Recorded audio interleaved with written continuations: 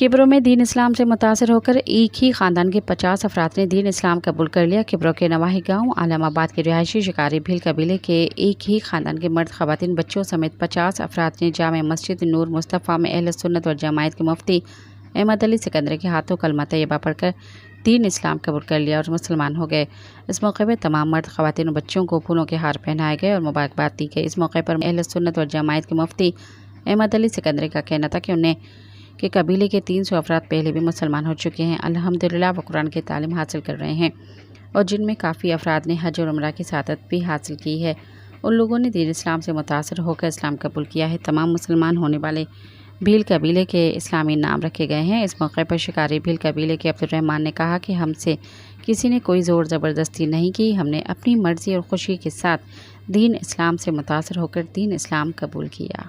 ये जितने लोग 50 छोटे बड़े मिला के 50 आदमी मुसलमान हुए हैं और ये काजी फैज मोहम्मद के करीब नियान कोट के इर्द गिर्द बैठे हुए हैं, आलमाबाद के करीब, और इनका खानदान पहले भी तकरीबन 200-300 आदमी यहाँ पर मुसलमान हुए थे।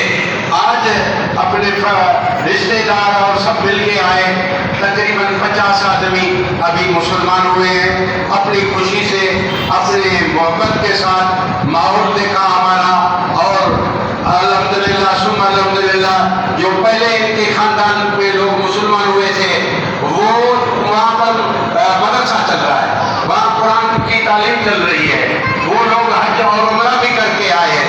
अल्हम्दुलिल्लाह उनका देखे देखे आपने देखा कि नाते में उन्होंने याद की हुई है, जो घरों में पढ़ते हैं नात शरीफ, इधर भी आके मस्जिद शरीफ में नात पढ़ी है।